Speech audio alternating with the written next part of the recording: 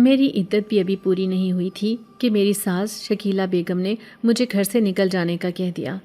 میں جانتی تھی کہ گھر سے باہر انسانوں کی شکل میں بھیڑیے مجھے نوچنے کے لیے تیار بیٹھے ہوں گے، لیکن شکیلہ بیگم نے صاف صاف کہہ دیا تھا کہ تجھے میرے گھر میں رہنے کا کوئی حق نہیں، تو نے میرے جوان بیٹے کو کھایا ہے۔ ان کی بات پر میں آنسو بہا کر رہ گئی تھی۔ ان کا کہنا غلط نہ تھا۔ شادی کے ایک ہفتے بعد ہی جس جوان لڑکی کا شوہر مر جائے اسے معاشرے میں بہت برا بھلا اور سبز قدم کہا جاتا ہے۔ اس وقت میرا بھی یہی حال تھا۔ پھر میرے آگے پیچھے تو کوئی بھی نہیں تھا۔ دور کی ایک رشتہ دار خالہ فوزیہ نے پال پوس کر بڑا کیا تھا۔ میری ماں کا رکھا ہوا سونے کا وہ سیٹ میری شادی کرنے میں کام آیا تھا۔ بڑی مشکل سے خالہ فوزیہ نے میری شادی کر کے مجھے رخصت کیا تھا۔ میرے شوہر کا نام عدیل تھا۔ صرف ایک ہفتے کی شادی شدہ زندگی میں نے گزاری تھی کہ اس دن شام کو گھر واپس آتے ہوئے ان کا ٹرک ایکسیڈنٹ ہوا جس میں وہ زندگی کی بازی ہار گئے۔ مجھ پر تو جیسے قیامت بیت گئی تھی۔ اس سے زیادہ میری ساس مرنے کو تھی کیونکہ اس نے اپنا جوان بیٹا کھویا تھا۔ مجھے تو کچھ سمجھ ہی نہیں آئی تھی کہ میرے ساتھ یہ کیا ہو گیا تھا۔ میرے شوہر کے خاندان کا بچہ بچہ مجھے نفرت کی نظروں سے دیکھ رہا تھا۔ میری دیورانی اور جٹھانیاں سب مجھے کوسنے اور بددعائیں دے رہی تھیں کہ اس کے سبز قدم آتے ہی ہمارے گھر میں یہ نحوست آئی ہے۔ میں سر جھکائے بیٹھی آنسوؤں سے رو رہی تھی، لیکن کسی کو بھی میرے آنسو نظر نہیں آئے تھے۔ میری ساس تو میرے شوہر کا جنازہ اٹھتے ہی مجھے گھر سے نکالنے کو تیار تھیں۔ انہوں نے مجھے دھکے دے کر اسی وقت گھر سے باہر پھینک دیا تھا، لیکن پھر محلے پڑوس کے لوگوں نے انہیں سمجھایا کہ اسے عدت پوری کر لینے دو، پھر بھلے اپنے گھر سے نکال دینا۔ پھر 3 مہینے جس طرح میں نے گزارے تھے یہ میں ہی جانتی تھی۔ گھر کا کوئی بھی فرد مجھ سے ملنے میرے کمرے میں نہیں آتا تھا۔ میں خود بھی اٹھ کر باہر نہیں جا سکتی تھی۔ میری دیورانی اور جٹھانیاں مجھے عجیب نظروں سے دیکھا کرتی تھیں۔ ابھی عدت پوری بھی نہ ہوئی تھی کہ اس دن میری ساس نے مجھے کہہ دیا کہ آج یہ کمرہ خالی کر دو، میں تمہارا وجود اور برداشت نہیں کر سکتی۔ پھر میں نے چپ چاپ اپنے کپڑوں کا ایک چھوٹا سا بیگ اٹھایا اور چادر لپیٹ کر اس گھر سے باہر آ گئی۔ اس سے پہلے کہ یہ لوگ مجھے دھکے دے کر اس گھر سے نکالتے، میں نے خود ہی یہ گھر چھوڑنے کا فیصلہ کر لیا تھا۔ اب میرے قدم خالہ فوزیہ کے گھر کی طرف اٹھ رہے تھے۔ جیسے ہی میں نے دروازہ بجایا تو ان کی بہو نے دروازہ کھولا تھا۔ پھر دروازے سے ہی اس نے کہہ دیا کہ وہ اپنی بیٹی کے پاس لاہور چلی گئی ہیں، اب یہاں نہیں رہتی۔ اس نے تو میرے منہ پر ہی دروازہ بند کر ڈالا تھا۔ میں سمجھ گئی تھی کہ وہ مجھے اپنے گھر رکھنے پر تیار کیوں نہیں تھی، کیونکہ یہاں تو کسی بیوہ بچوں والی کو کوئی قبول نہیں کرتا۔ پھر میں تو فقط 19 سال کی ایک ہفتے کی بیوہ تھی۔ اب رات کے اس پہر میں ماری ماری سڑک پر پھر رہی تھی۔ دل میں سوچ رہی تھی کہ میرے جیسی لاوارث اور بے سہارا لڑکیوں کو مر ہی جانا چاہیے، انہیں جینے کا کوئی حق نہیں۔ پھر اپنے شوہر عدیل کو یاد کر کے میں آنسو بہانے لگی۔ جو کچھ بھی تھا اس ایک ہفتے میں نے اپنی زندگی جی لی تھی۔ انہوں نے اس ایک ہفتے میں ہی مجھے احساس دلایا تھا کہ وہ ایک بہت اچھے اور خیال رکھنے والے انسان ہیں، لیکن میں نہیں جانتی تھی کہ میری خوشیاں اتنی چھوٹی عمر کی ہوں گی۔ میں لوگوں کے خوف سے چلتے چلتے بہت آگے نکل آئی تھی۔ سارے بس سٹاپ، ریلوے اسٹیشن چھوڑ کر نہ جانے کہاں چلتی چلتی اتنی دور آگے نکل آئی تھی۔ مسلسل 6 گھنٹے سے میں چل رہی تھی۔ سمجھ نہیں آ رہی تھی، کوئی جائے پناہ بھی نہ تھی، کہاں جاتی رات کے اس پہر۔ میں نے اپنے آس پاس دیکھا، دور دور تک ویرانہ تھا، سوائے خاردار جھاڑیوں اور درختوں کے یہاں کچھ بھی نہ تھا۔ پھر میں ایک درخت کے نیچے بیٹھ گئی۔ کم از کم یہاں یہ تو سکون تھا کہ کوئی بھی آوارہ یا لفنگا شخص نظر نہیں آ رہا تھا۔ میں گھٹنوں میں منہ چھپا کر بیٹھی تھی کہ اچانک ہی میرے کانوں میں اذان کی آواز آئی۔ نہ جانے رات کا کون سا پہر تھا، اس ویران جگہ پر بھی کیا کوئی بستی تھی؟ اسی سوچ نے مجھے اٹھنے پر مجبور کر دیا تھا۔ اب میں آواز کو سنتی ہوئی اس آواز کی سمت آگے جانے لگی۔ دور مجھے ایک روشنی سی جلتی ہوئی نظر آئی۔ جوں جوں اس روشنی کے قریب جاتی رہی، اذان کی آواز مسلسل تیز ہوتی گئی۔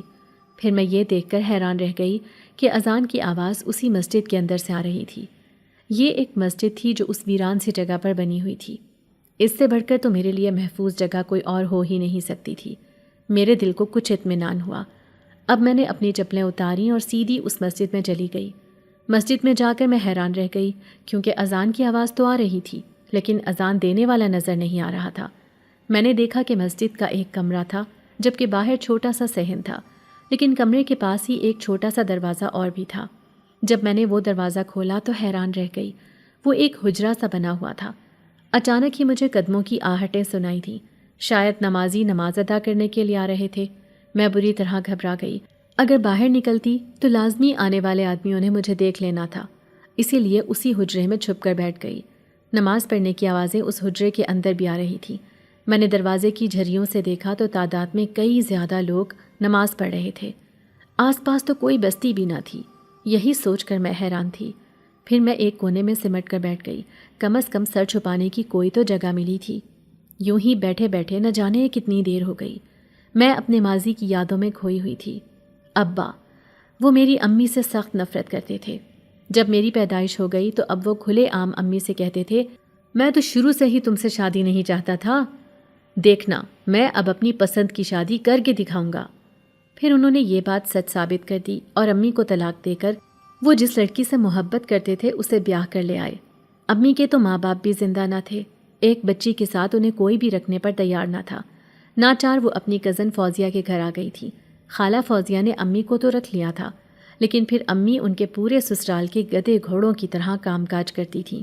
زیادہ کام کرنے کی وجہ سے وہ بیمار رہنے لگیں۔ ان کی صحت جلد ہی جواب دے گئی۔ پھر ابھی میں صرف 10 سال کی ہی تھی کہ اچانک سے ایک دن وہ اس دنیا سے چلی گئی۔ ننھی سی عمر میں مجھ پر غموں کا پہاڑ ٹوٹ گیا تھا، لیکن میں نہیں جانتی تھی کہ میری آنے والی زندگی اس قدر مصیبتوں والی ہوگی۔ خالہ فوزیہ کا رویہ تو میرے ساتھ ٹھیک تھا، لیکن ان کا شوہر اور بچے مجھے پسند نہیں کرتے تھے۔ اب امی کی جگہ کام کرنے کی ذمہ داری میں نے سنبھال لی تھی۔ خالہ فوزیہ نے مجھ پر ایک احسان کیا تھا کہ میں اسکول بھی پڑھنے جا رہی تھی اور مدرسہ بھی۔ یوں 15 سال کی عمر میں نے میٹرک تک تعلیم حاصل کر لی تھی اور قرآن پاک بھی پڑھ لیا تھا۔ میری آگے بڑھنے کی بھی خواہش تھی، لیکن میں جانتی تھی کہ میری یہ خواہش کبھی بھی پوری نہیں ہوگی۔ اسی لیے میں اب گھر کے کام کاج میں خالہ کا ہاتھ بٹا رہی تھی۔ پھر ابھی 19 سال کی ہوئی تھی کہ ایک عورت میرے لیے رشتہ لے کر آ گئی۔ وہ لڑکا بہت اچھی نوکری کرتا تھا اور گھر بار بھی اچھا تھا، لیکن شاید میری ہی قسمت بری تھی۔ شادی بھی خالہ فوزیہ نے کسی نہ کسی طرح کر ہی دی تھی، لیکن قسمت کے آگے کون لڑ سکتا ہے، اور شاید یہی میرے ساتھ ہوا تھا۔ جبھی تو آج میں اس حال میں اس مسجد کے حجرے میں چھپی بیٹھی تھی۔ ابھی میں گھٹنوں میں منہ چھپا کر بیٹھی ہوئی تھی کہ اچانک حجرے کا دروازہ کھلا۔ آنے والا سفید لباس میں ملبوس لمبی لمبی داڑھی والا شخص امام صاحب تھا۔ وہ مجھے اس مسجد میں یوں چھپا ہوا دیکھ کر حیران تھے۔ میں انہیں دیکھ کر گھبرا کر اٹھ کر کھڑی ہو گئی۔ انہوں نے بڑی شفقت سے مجھ سے پوچھا، کون ہو تم بیٹی، اور یہاں کیا کر رہی ہو؟ پھر میں نے گھبراتے ہوئے انہیں اپنی پوری کہانی سنا دی کہ میں ایک لاوارث لڑکی ہوں، میرے پاس رہنے کا کوئی ٹھکانہ نہیں، اس مسجد کو دیکھا تو یہاں رات گزارنے آ گئی۔ امام صاحب نے مجھے غور سے دیکھا، پھر کہنے لگے، تم جانتی بھی ہو کہ تم کہاں آ گئی ہو؟ میں ان کی بات پر حیران تھی، اسی لیے ناسمجھی سے انہیں دیکھنے لگی تو وہ میری حیرانی کو دور کرتے ہوئے کہنے لگے، یہ ایک جن زادوں کی بستی ہے اور یہ مسجد بھی جنات کی ہے، یہاں پر ہم نماز پڑھنے آتے ہیں۔ میں ان کی بات سن کر خوف سے کانپنے لگی۔ یقین نہیں آ رہا تھا کہ سامنے کھڑا شخص ایک انسان نہیں بلکہ جن زاد ہے۔ مجھے خوف سے کانپتے ہوئے دیکھ کر وہ کہنے لگے، ڈرنے کی ضرورت نہیں، جس طرح نیک انسان ہوتے ہیں اسی طرح نیک جنات بھی ہوتے ہیں۔ ہماری پوری بستی نیک جنات پر مشتمل ہے، ہم کسی کو نقصان نہیں پہنچاتے۔ اگر تم ہمارے ساتھ رہنا چاہتی ہو تو بسم اللہ، آؤ میرے ساتھ، میں تمہیں اپنے گھر لے کر چلتا ہوں۔ اب میرے پاس تو کوئی اور جائے پناہ بھی نہ تھی۔ اگر میں اس مسجد میں رات گزارتی تو مجھے جنات کا خوف کھا جاتا۔ اس سے بہتر تھا کہ میں انسانی شکل میں نظر آنے والے ان امام صاحب جنات کے ساتھ ان کے گھر چلی جاتی۔ میں نے اپنے کپڑوں کا چھوٹا سا بیگ اٹھایا اور ان کے پیچھے پیچھے جانے لگی۔ جب اس مسجد سے باہر آئی تو حیرت کے پہاڑ مجھ پر ٹوٹنے کو تھے، کیونکہ کچھ دیر پہلے جو جگہ بالکل ویران اور سنسان نظر آ رہی تھی اب وہ روشنیوں سے جگمگا رہی تھی۔ اس جگہ پر بنے ہوئے گھر ایک لائن سے بنے ہوئے تھے، سب کے سب ایک جیسے تھے۔ ہر گھر کے باہر کھیلنے والے بچے اور کھڑے ہوئے جنسات نظر آ رہے تھے۔ میری آنکھوں نے اس سے پہلے ایسا حیران کن منظر کبھی نہیں دیکھا تھا۔ اب امام صاحب نے ایک گھر کا دروازہ بجایا۔ جیسے ہی دروازہ کھلا تو میں دیکھ کر ڈر گئی۔ وہ ایک کالی کلوٹی سرخ آنکھوں والی جن زادی تھی۔ وہ یقیناً امام صاحب کی بیٹی تھی جس کا نام لیلا تھا۔ اب وہ مجھے اوپر سے لے کر نیچے تک بڑی حیرت سے دیکھ رہی تھی۔ وہ جنزادی اپنے باپ سے کہنے لگی، ابا، آپ اس کو یہاں کیوں لے کر آئے ہیں؟ آپ جانتے نہیں کہ آدمزاد کس قدر مکار فطرت کے مالک ہوتے ہیں؟ پچھلی بار جس عورت کو آپ مجبور سمجھ کر لے کر آئے تھے اس نے ہمارے ساتھ کتنا بڑا دھوکہ کیا تھا۔ وہ امی کے سارے زیور چرا کر بھاگ گئی تھی۔ لیلا مجھے شک بھری نظروں سے دیکھ رہی تھی۔ میں سر جھکا کر رہ گئی۔ پھر امام صاحب اپنی بیٹی سے کہنے لگے، سارے انسان ایک جیسے نہیں ہوتے، ہو سکتا ہے کہ اس آدمزادی کے اندر وہ برائی نہ ہو جو اس عورت کے اندر تھی۔ امام صاحب نے اپنی بیٹی کو سمجھا بجھا کر اندر بھیج دیا تھا۔ اب میں ایک کمرے میں دبکی بیٹھی تھی۔ یہاں کا ماحول عجیب اور پراسرار تھا۔ میرے لیے یہ سب بہت عجیب تھا، لیکن جن زادوں کو تو ایسے ہی ماحول میں رہنے کی عادت تھی۔ تھوڑی ہی دیر بعد بھینی بھینی سی خوشبو پورے گھر میں پھیل گئی تھی۔ شاید کھانے کا بندوبست کیا جا رہا تھا۔ پھر اچانک لیلا میرے کان کے پاس آ کر بولی، ابا تمہیں کھانے پر بلا رہے ہیں۔ میں اس کی آواز پر اچھل پڑی۔ اس کا باپ تو اچھی خاصی شکل کا مالک تھا، لیکن یہ تو انتہائی ڈراؤنی تھی۔ اسے دیکھ کر نہ جانے کیوں مجھے اتنا ڈر لگ رہا تھا۔ نہ جانے ان جنزادوں کا کھانا کیسا ہوگا، یہی سوچ کر میں پریشان تھی۔ پھر جیسے ہی کھانے پر نظر پڑی تو میں حیران رہ گئی۔ قورمہ، بریانی، میٹھا زردہ، غرض کی ہر وہ چیز جو انسان کھاتے ہیں، اس سے بھی زیادہ بہترین کھانا ہمارے سامنے موجود تھا۔ میرا بھوک سے برا حال ہو رہا تھا۔ پھر میں اپنی بھوک پر قابو نہ پا سکی اور میں نے خوب پیٹ بھر کر کھانا کھایا۔ اس کھانے کا نشہ تھا یا شاید تھکن کی وجہ سے میں اتنی گہری نیند میں گئی کہ صبح کسی کے جھنجھوڑنے سے میری آنکھ کھلی۔ وہ لیلا تھی جو مجھے نیند سے اٹھا رہی تھی۔ اس کا باپ تو گھر پر ہی نہیں تھا۔ میں سہمی ہوئی اسے دیکھنے لگی۔ اس نے مجھے اپنا نام لیلا بتایا تھا۔ پھر وہ کہنے لگی، تم سے پہلے بھی ایک عورت ہمارے گھر آئی تھی، وہ بھی اپنے آپ کو لاوارث بتا رہی تھی، لیکن ایک دن وہ میری ماں کے زیور چرا کر اس گھر سے بھاگ گئی۔ شاید دولت دیکھ کر اس کی رال ٹپک گئی تھی۔ تب سے ہی مجھے انسانوں سے نفرت ہو گئی ہے، اس لیے میں زیادہ کسی کو برداشت نہیں کرتی ہوں۔ پھر وہ تجسس سے کہنے لگی، ویسے مجھے انسانوں کی دنیا دیکھنے کا بہت شوق ہے، میں چاہتی ہوں کہ کسی کے گھر جا کر رہوں، لیکن ابا مجھے اس کام سے منع کرتے ہیں۔ وہ کہتے ہیں کہ انسانوں کو تنگ کرنا ٹھیک نہیں۔ اگر تم کسی انسان کے ساتھ رہو گی تو اسے معلوم ہو جائے گا کہ تم اس کے ساتھ رہ رہی ہو۔ اس کے چہرے پر بڑی مایوسی تھی۔ مجھ سے اس کی مایوسی دیکھی نہ گئی تو میں اسے کہنے لگی، اگر تم چاہو تو میں تمہیں اپنے ساتھ رکھ سکتی ہوں، کیونکہ میں تو یہ بات جانتی ہوں کہ تم ایک جن زادی ہو، اس لیے مجھے اس بات سے فرق نہیں پڑے گا کہ تم میرے ساتھ رہ رہی ہو۔ وہ میری بات پر حیران تھی۔ پھر کہنے لگی، میں نے تمہیں غلط سمجھا، تم تو بہت اچھی لڑکی ہو، چلو ہم دونوں سہیلیاں بن جاتے ہیں۔ اس نے کالے بالوں سے بھرا ہوا ہاتھ میری طرف بڑھایا تھا، جسے میں نے بڑی مشکل سے پکڑا۔ حالانکہ میں تو اس سے بہت ڈرتی تھی۔ مجھے وہاں رہتے ہوئے ایک ہی ہفتہ ہوا تھا، لیکن میں نے دیکھ لیا تھا کہ پورا دن خاموشی چھائی رہتی تھی، لیکن جیسے ہی شام کے سائے پھیلنے لگتے میری آنکھوں میں سارے منظر واضح ہوتے جاتے تھے۔ دن کی روشنی میں ایک بھی جنزاد دکھائی نہیں دیتا تھا، جبکہ رات کو وہ پوری بستی میں گھومتے پھرتے نظر آتے۔ پھر ایک دن امام صاحب مجھ سے کہنے لگے، میری بیٹی کو انسانوں کی دنیا دیکھنے کا بہت شوق ہے، تم کچھ دن کے لیے اسے اپنے ساتھ لے جا کر انسانوں کے ساتھ رہو، جب اس کا شوق پورا ہو جائے گا تو تم اسے واپس لے آنا۔ مجھے ان کی بات پر کوئی اعتراض نہیں تھا۔ میں لیلا کو خوشی سے اپنے ساتھ لے کر آنا چاہتی تھی۔ پھر جیسے ہی ہم اس بستی سے باہر آنے لگے تو امام صاحب نے مجھے روکا اور کہنے لگے، تمہیں وہاں رہنے کے لیے بہت سے پیسوں اور دولت کی ضرورت ہوگی۔ یہ دیکھو، اس پوٹلی میں موجود سونے کے زیورات تمہارے کام آئیں گے، تم انہیں بیچ کر اچھا سا گھر خرید لینا اور میری بیٹی کو اپنی پوری دنیا دکھا دینا تاکہ اس کا شوق پورا ہو جائے۔ میں خوش ہو گئی۔ پھر میں نے امام صاحب کا شکریہ ادا کیا اور ان سے وہ تھیلی لے کر لیلا کو لیا اور انسانوں کی دنیا میں چلی آئی۔ اب یہ جن زادی میرے ساتھ تھی۔ اس کے ہوتے ہوئے میں اپنے آپ کو بہت مضبوط محسوس کر رہی تھی، کیونکہ لیلا کے پاس بہت سی طاقتیں تھیں۔ میں اچھی طرح جانتی تھی کہ اس کے ہوتے ہوئے مجھے کبھی کوئی نقصان نہیں پہنچا سکتا۔ پھر جیسے ہی میں نے امام صاحب کا دیا ہوا سونا ایک دکان پر بیچا تو وہ لاکھوں میں فروخت ہوا تھا۔ میں نے وہ سارا پیسہ حفاظت سے اپنے پاس رکھا اور ایک چھوٹا سا گھر خرید کر لیلا کے ساتھ اس گھر میں رہنے لگی۔ میں نے لیلا کو سب سمجھا دیا تھا کہ اسے میرے ساتھ ایک جنزادی کی طرح نہیں بلکہ کسی عام لڑکی کی طرح رہنا ہوگا۔ پھر جب اس نے ایک لڑکی کا روپ اختیار کیا تو میں ہکا بکا رہ گئی، کیونکہ وہ مجھ سے بھی کئی گنا زیادہ خوبصورت لگ رہی تھی۔ میں اسے دیکھ کر خوش ہو گئی تھی، کیونکہ اب وہ کہیں سے بھی ایک جنزادی نہیں بلکہ ایک خوبصورت دوشیزہ کی طرح دکھائی دیتی تھی۔ جب پہلے دن ہم اس گھر میں شفٹ ہوئے تو میں نے دیکھا کہ آس پاس کے لوگ ہمیں عجیب و غریب نظروں سے دیکھ رہے تھے، کیونکہ ہمارے معاشرے میں رہنے والے دو اکیلی لڑکیوں کو دیکھ کر پہلے ہی رال ٹپکانے لگ جاتے ہیں۔ لیکن اب کی بار میں کسی سے خوفزدہ نہیں تھی۔ میں سوچنے لگی کہ شاید یہ لوگ اس حقیقت سے واقف نہیں کہ آنے والی یہ لڑکی ایک جنزادی ہے۔ اگر کسی نے بھی اس سے کوئی شرارت کرنے کی کوشش کی تو میں تو برداشت کر لوں گی، لیکن یہ تو فوراً آگ بگولا ہو جائے گی۔ ویسے بھی وہ غصے کی بہت تیز تھی۔ پھر دوسرے دن وہ مجھ سے گھومنے پھرنے کی فرمائش کر رہی تھی۔ میں اسے ساتھ لے کر ایک بہت خوبصورت جگہ پر آ گئی جہاں پر بے حد رش تھا۔ ابھی میں رش میں کھڑی تھی کہ اچانک ہی ایک لڑکے نے مجھے پیچھے سے ہاتھ لگایا۔ مجھے اسے دیکھ کر بہت غصہ آیا تھا۔ جنزادی نے بھی اسے دیکھ لیا تھا اور وہ بڑے غصے سے اسے دیکھ رہی تھی۔ میں اسے اس غصے سے روکنا چاہتی تھی کیونکہ میں جانتی تھی کہ یہ غصے میں کچھ بھی کر سکتی ہے۔ میں نے اسے اپنے آس پاس دیکھا، وہ غائب تھی۔ اب میں پریشانی سے اس کو لوگوں کی بھیڑ میں ڈھونڈ رہی تھی۔ اچانک ہی میری نظر اسی لڑکے پر پڑی جو ابھی ابھی مجھے چھیڑ کر گیا تھا۔ وہ لوگوں کے درمیان کھڑا عجیب و غریب حرکتیں کر رہا تھا۔ سارے لڑکے اس کا مذاق اڑا رہے تھے۔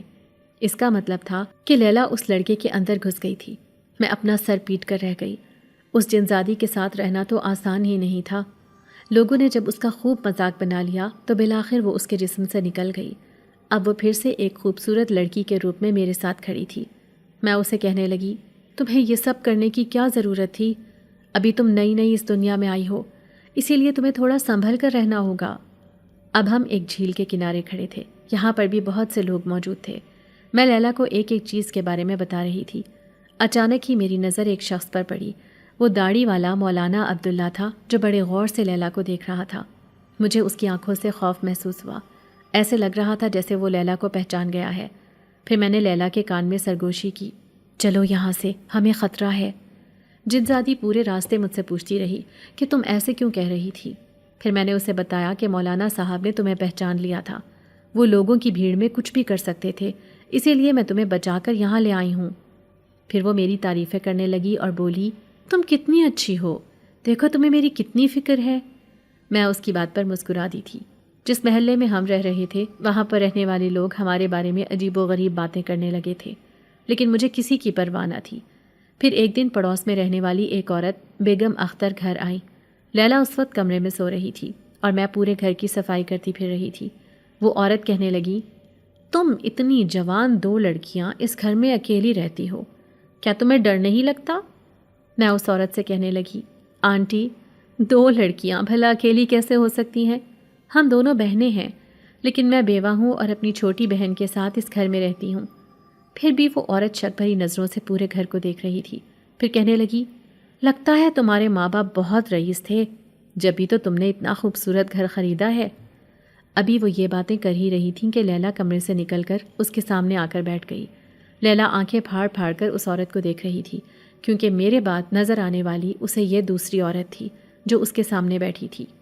وہ عورت اس کی آنکھوں سے تھوڑی حیران ہوئی، پھر اس سے زیادہ دیر بیٹھا نہ گیا اور وہ فوراً ہی گھر سے رفو چکر ہو گئی۔ میں اس جنزادی کو ایک ایک بات نہیں سمجھا سکتی تھی، کیونکہ اسے سمجھانا بہت مشکل تھا، لیکن وہ انسانوں کی دنیا میں آ کر خوش تھی۔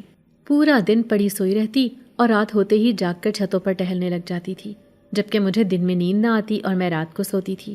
ایک دن آدھی رات کو میری آنکھ کھلی تو میں نے لیلا کو کمرے سے غائب پایا۔ فوراً ہی چھت پر بھاگ کر گئی۔ میں جانتی تھی کہ وہ ضرور چھت پر کھڑی کوئی شرارت کر رہی ہوگی۔ میرے اوسان خطا ہو گئے جب وہ اپنے اصلی روپ میں چھت کی دیوار پر کھڑی ہوا میں اڑ رہی تھی۔ اگر کوئی اسے ایسے دیکھ لیتا تو میری تو جان پر بن جاتی، پھر ہم دونوں کا یہاں رہنا دشوار ہو جاتا۔ اب میں اس کی منتیں کر رہی تھی، ایسے مت کرو، نیچے آ جاؤ، لیکن اسے تو یہ سب کرتے ہوئے بہت مزہ آ رہا تھا۔ پھر میں خوف سے رونے لگی تو پھر ہی اس نے میری بات مانی اور اپنی اصلی لڑکی والے روپ میں آ گئی۔ میں اسے کہنے لگی، تم یہ سب اپنے گھر پر بھی کرتی تھی کیا؟ تو کہنے لگی، نہیں، ابا تو بہت سخت تھے، وہ مجھے کوئی بھی شرارت کرنے ہی نہیں دیتے تھے۔ در حقیقت تو میں اپنی زندگی کا مزہ اب لے رہی ہوں تمہارے ساتھ۔ پھر دوسرے دن جو ہوا اس نے میرے ہوش اڑا دیے تھے۔ محلے کے ایک بچے عمران نے اپنی چھت سے جنزادی کو دیوار پر کھڑا ہوا دیکھ لیا تھا اور یہ منظر دیکھ کر اسے بخار چڑھ گیا تھا۔ یہ بات مجھ تک بھی پہنچ گئی تھی۔ اب مجھے جلد از جلد اس کا کوئی حل نکالنا تھا۔ بچے کے ماں باپ بہت پریشان تھے کہ نہ جانے اس نے ایسا کیا دیکھ لیا ہے جسے اسے بخار چڑھ گیا، لیکن وہ ہاتھوں کا اشارہ کر کے بس ہماری ہی چھت کا بتا رہا تھا۔ پھر میں ایک دن جنزادی سے کہنے لگی، تمہارا شوق اگر پورا ہو گیا ہے تو تم واپس اسی بستی میں چلی جاؤ، تمہارے والد صاحب کو اس وقت تمہاری ضرورت ہے۔ لیکن اس نے تو جانے سے صاف انکار کر دیا۔ وہ کہنے لگی، امی واپس آ گئی ہوں گی، بھلا ابا کو میری کیا ضرورت؟ میں چونک کر اسے دیکھنے لگی اور بولی، کیا مطلب؟ تمہاری امی کہاں تھیں؟ تو وہ کہنے لگی، میری امی دوسرے قبیلے میں اپنے رشتہ دار جنزادوں سے ملنے گئی ہوئی تھیں۔ اس کا مطلب تھا کہ اس کی ماں بھی حیات تھی، لیکن اس کے منع کرنے پر میں پریشان ہو گئی تھی۔ ایک دن دروازے پر دستک ہوئی۔ میں نے دروازہ کھولا تو میں بہت پریشان ہو گئی، کیونکہ دروازے پر اسی بچے کے ماں باپ مسٹر اور مسز اکرم تھے۔ اس بچے کی ماں کہنے لگی، تم اس گھر میں کیسے رہ رہی ہو لڑکی؟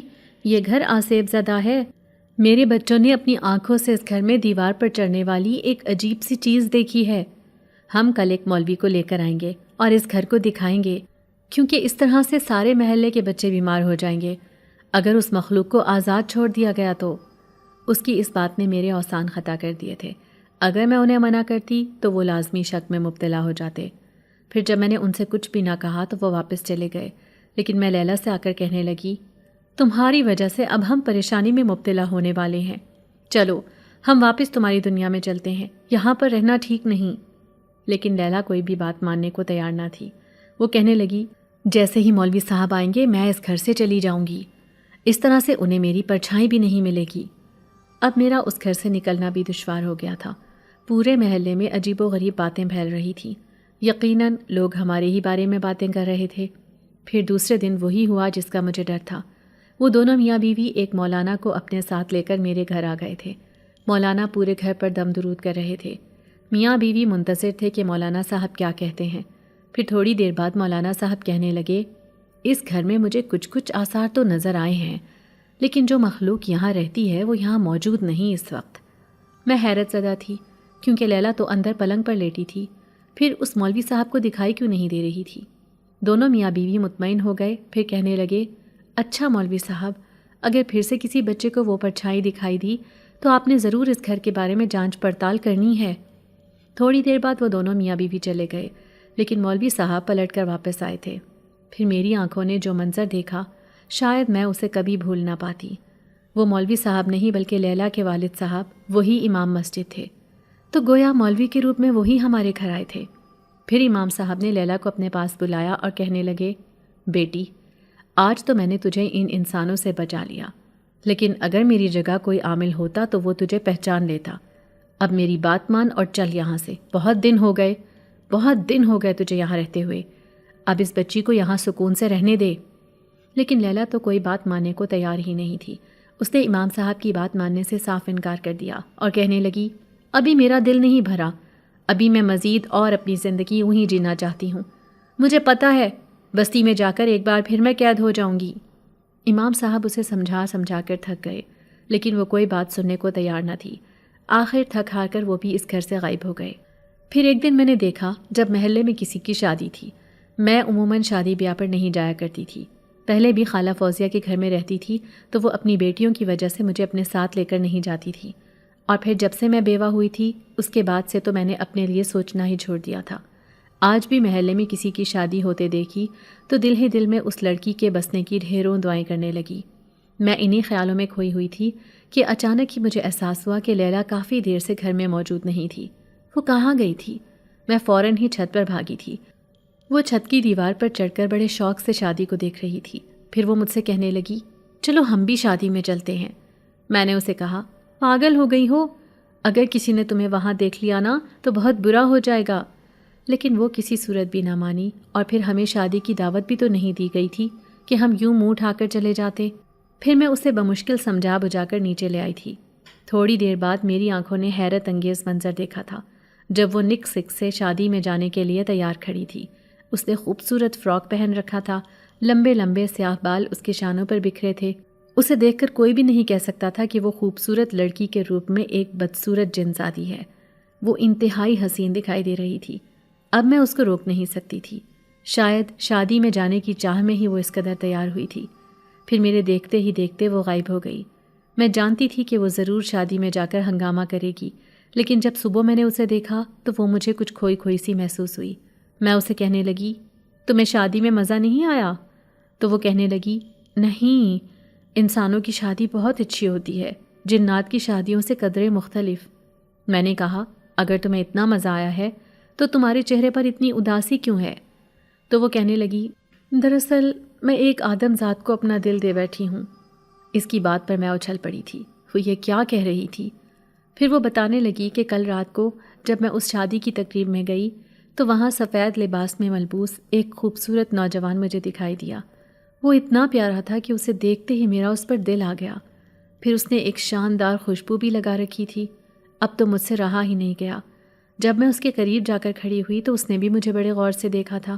بس پھر اس کی یہی نظریں مجھے اتنی اچھی لگیں کہ وہ میرے دل میں بس گیا ہے۔ دل چاہ رہا ہے کہ میں بار بار اس کے پاس جاؤں۔ اس کی اس بات نے میرے تو آسان خطا کر دیے تھے کہ وہ کیا کر بیٹھی تھی۔ نہیں، ایسا نہیں ہونا چاہیے۔ اس سے پہلے کہ یہ معاملہ زیادہ آگے بڑھ جائے مجھے اسے روکنا ہوگا۔ کل مائیوں مہندی تھی تو آج بارات کا دن تھا۔ آج پھر وہ سنہری رنگ کا لباس پہنے انتہائی شاندار لگ رہی تھی۔ شادی میں جانے کا آج پھر اس کا ارادہ تھا اور میں اسے روک نہیں سکتی تھی کیونکہ اس کی طاقت مجھ سے کئی گنا زیادہ تھی، اور پھر تو وہ ضدی بھی بہت تھی۔ مجھے یہ خوف تھا کہ کہیں وہ شادی میں کچھ کر نہ دے، لیکن جس طرح وہ گئی تھی اسی طرح واپس آ گئی، اور آج تو وہ بہت خوش لگ رہی تھی۔ میں نے اس سے اس کی خوشی کی وجہ پوچھی تو وہ کہنے لگی، آج اس لڑکے فرحان نے مجھ سے بہت ساری باتیں کیں، اس نے میرا نام بھی پوچھا، ایسے لگتا ہے کہ وہ بھی مجھ سے محبت کرنے لگا ہے۔ اب میں سر پکڑے بیٹھی تھی۔ وہ کیا کھیل کھیلنے لگی تھی؟ میرے سمجھانے کا اس پر کوئی اثر نہیں ہوا تھا۔ مجھے جلد از جلد امام صاحب سے رابطہ کرنا چاہیے تاکہ وہ اس جنزادی کو مجبور کریں اور یہ واپس اپنی بستی میں چلی جائے۔ پھر ایک دن دروازے پر دستک ہوئی۔ میں نے ہی دروازہ کھولا اور پھر حیرت سے اچھل پڑی۔ سامنے وہ خوبصورت نوجوان فرحان کھڑا تھا۔ وہ مجھے کہنے لگا، آپ لیلا کی بہن ہیں؟ میں نے بمشکل سر ہلایا تھا کیونکہ میں سمجھ گئی تھی کہ یہ کون ہے۔ اب وہ اندر آ گیا تھا۔ میں نے دیکھا کہ اس کی نظریں چاروں طرف لیلا کو ڈھونڈ رہی تھیں۔ شاید اس کی خوبصورتی نے اسے متاثر کر لیا تھا، لیکن وہ بھی نہیں جانتا تھا کہ وہ اپنے آپ کو کس جال میں پھنسا چکا ہے۔ لیلا کو تو پہلے ہی اس کے آنے کی خبر ہو گئی تھی، جبھی تو وہ خوبصورت سے لباس میں ملبوس کمرے سے باہر آئی تھی۔ آج تو اس کا حلیہ ہی بدلا ہوا تھا۔ پھر وہ اس لڑکے کے سامنے بیٹھ گئی۔ میں کچن میں جا کر لڑکے کی خاطر تواضع کے لیے تیاری کرنے لگی، لیکن مجھے یہ خوف کھایا جا رہا تھا کہ محلے والے ہم دونوں کے بارے میں کیا سوچیں گے، کیونکہ ان کی نظروں میں تو ہم دو جوان جہان لڑکیاں تھیں جو کہ اکیلی اس گھر میں رہ رہی تھیں۔ اب میں پریشانی سے رونے لگ گئی تھی کیونکہ پہلے زندگی گزارنا اتنا مشکل نہیں لگتا تھا جتنا آج لگ رہا تھا۔ وہ دونوں کافی دیر تک آپس میں باتیں کرتے رہے۔ وہ لڑکا اس کی خوبصورتی سے متاثر تھا۔ میں نے دیکھا کہ اس کی آنکھوں میں لیلا کے لیے سچی محبت تھی۔ کاش واقعی میں لیلا ایک لڑکی ہوتی تو میں خود اس کی شادی اس لڑکے سے کروا دیتی، لیکن لیلا اس لڑکے کو دھوکہ دے رہی تھی۔ وہ اچھی طرح جانتی تھی کہ وہ ایک جنزادی ہے، پھر بھی وہ لڑکی کے روپ میں اس کے سامنے آئی تھی۔ دونوں ایک دوسرے میں کھوئے ہوئے تھے۔ میں دوسرے کمرے میں جا کر بیٹھ گئی۔ میں نے دیکھا کہ لیلا نے شرارتیں کرنا چھوڑ دی تھیں۔ وہ ہر وقت گھر سے غائب رہتی اور جب واپس لوٹتی تو بہت خوش نظر آتی تھی۔ پھر ایک دن جب وہ گھر میں موجود نہیں تھی، میں نے ہی اس کی بستی میں جانے کا فیصلہ کیا۔ گھر کا دروازہ بند کر کے پیدل میں امام صاحب کے گھر پہنچ گئی۔ یہ راستہ خاصا دشوار اور مشکل تھا، لیکن جیسے تیسے مجھے ان ساری پریشانیوں سے جان تو چھڑوانی تھی۔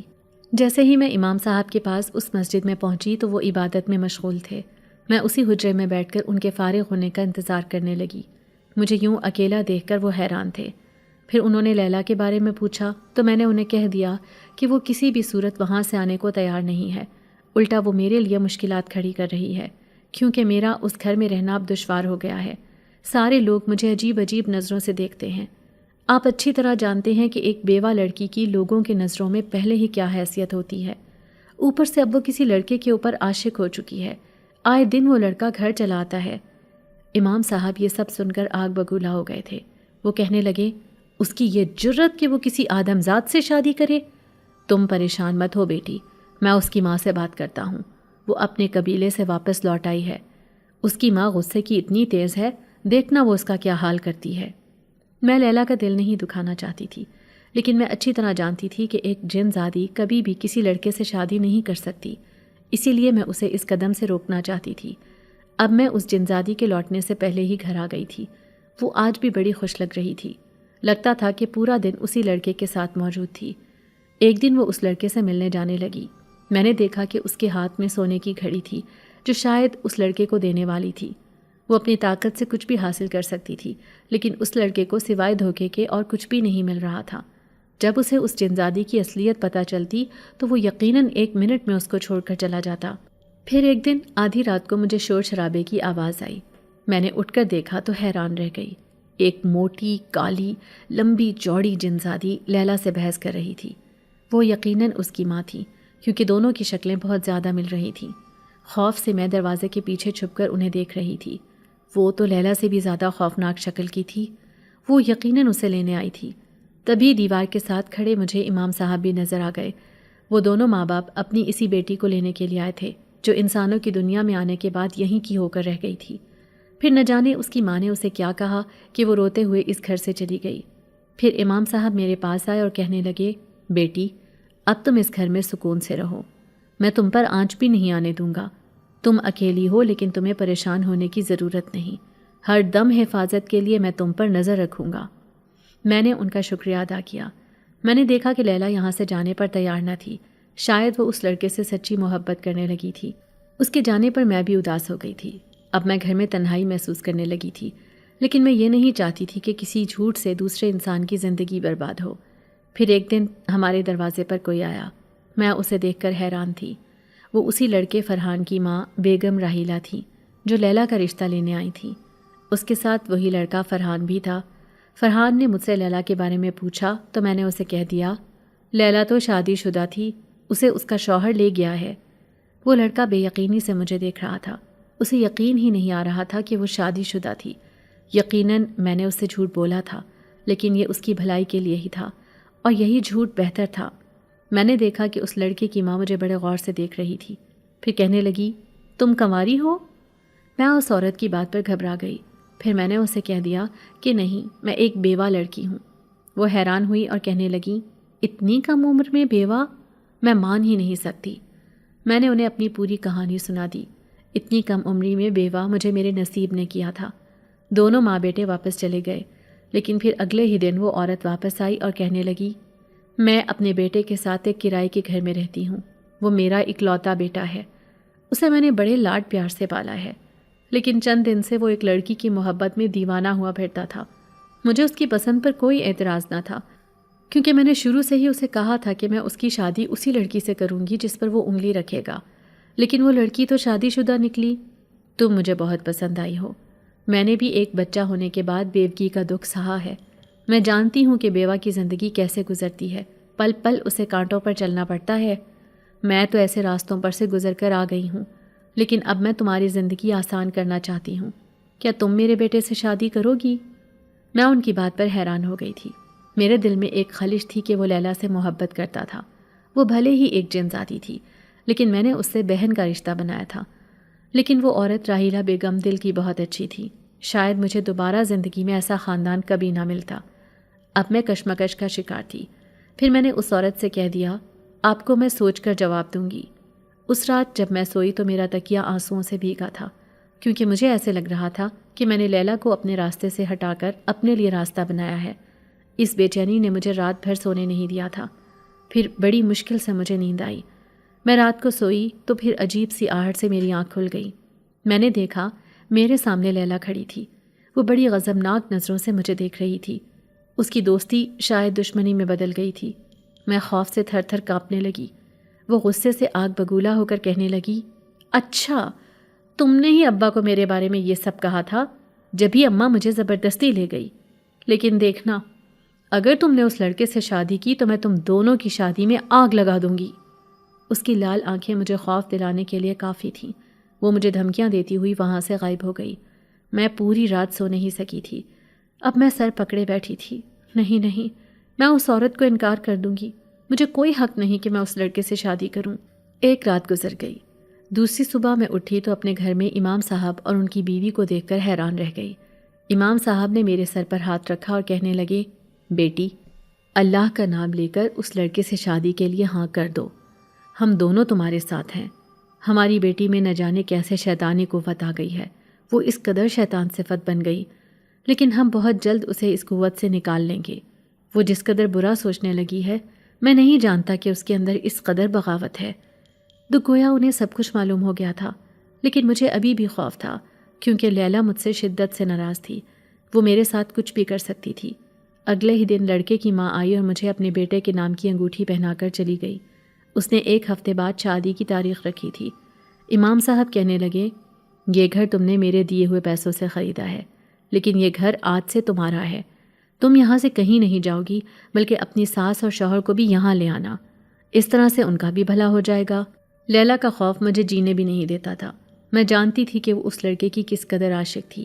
اس کا بس نہیں چل رہا تھا کہ وہ اس بستی میں آ کر میری جگہ خود اس سے شادی کر لے. شادی میں 3 دن باقی تھے. لڑکے کی ماں میرے لیے زیورات اور شادی کا جوڑا لے کر آئی تھی.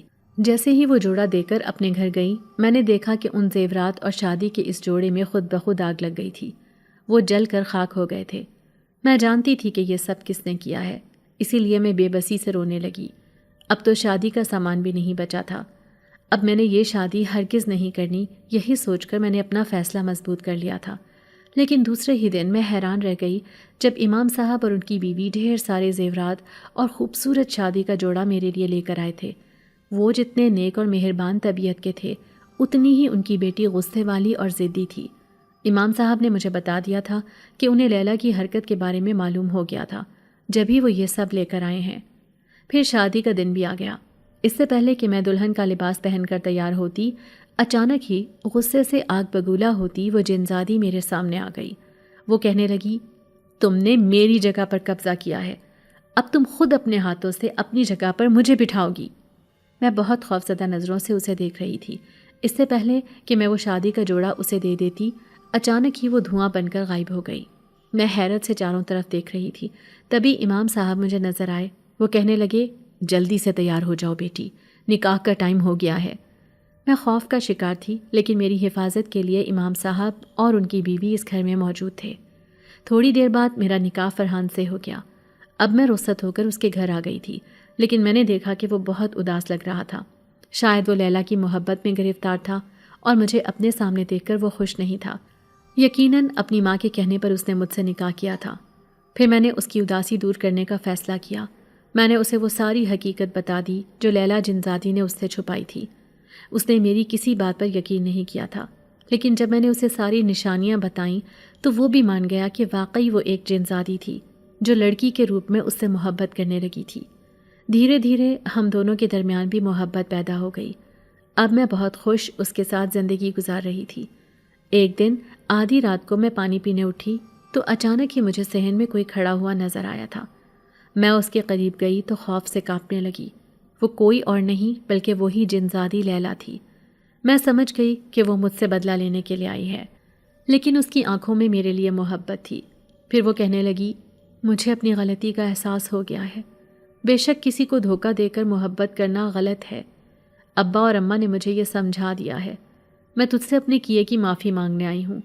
دوبارہ سے میں تم سے اپنی بہن کا رشتہ بنانا چاہتی ہوں. میں نے خوش دلی سے اسے معاف کر دیا تھا اور اسے کہنے لگی، جب تمہارا دل چاہے تم نے میرے پاس آ جانا ہے. میں تمہیں ہمیشہ کی طرح تمہاری پسند کی ہر وہ جگہ دکھاؤں گی جہاں پر جا کر تم خوش ہوتی ہو.